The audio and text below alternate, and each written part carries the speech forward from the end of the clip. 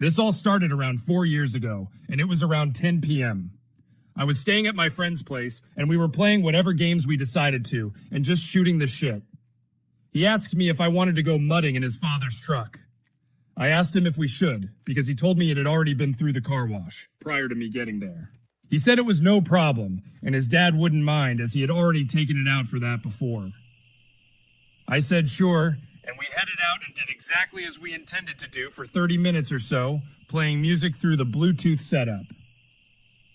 Somewhere along the way, he mentioned this road in the middle of nowhere, where supernatural phenomena supposedly happens, and particularly this one spot on the road where it is the most prevalent.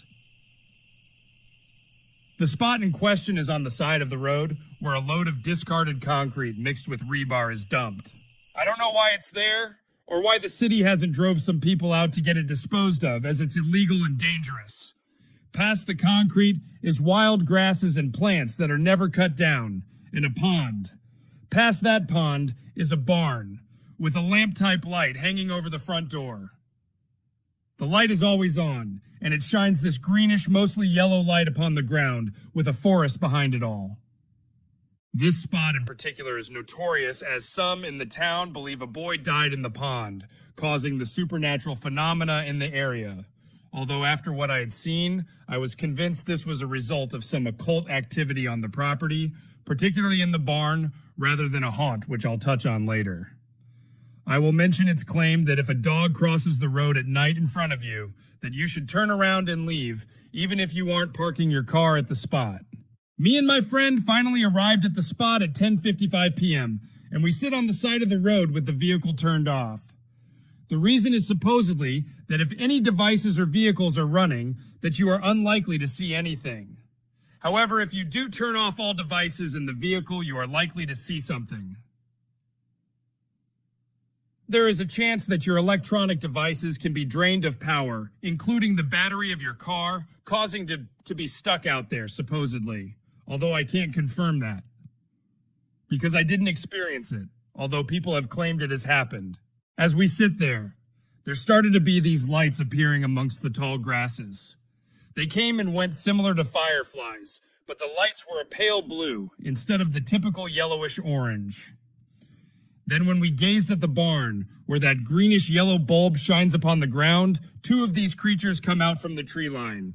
The thing was that these creatures were so dark in color that they stood out against the darkness of the woods before even approaching the light. When they emerged, they were the size of a large buck or a small elk. They looked humanoid, but walked on all fours but only stood just above the ground. Their limbs were unnaturally long, and their body was bigger than was possible for a person. They crawled like a spider towards the light, which even when they were directly under this light, they were like a black hole that absorbs all light. There was no shine from the light on these things, although they clearly casted a shadow. My friend was terrified, unable to look away, and I asked him if he could see them, to which he responded he could, describing them exactly as I saw them.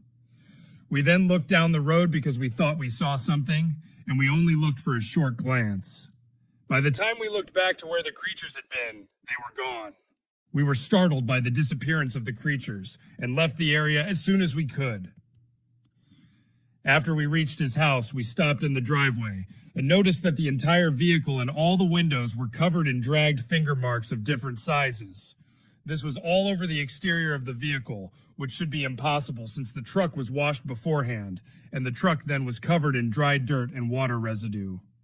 The finger marks on the vehicle had removed the dirt and water marks on the truck, where the marks appeared and nowhere else. My friend was so incredibly startled that on the drive back, and even when we got back, he was shaking the entire time.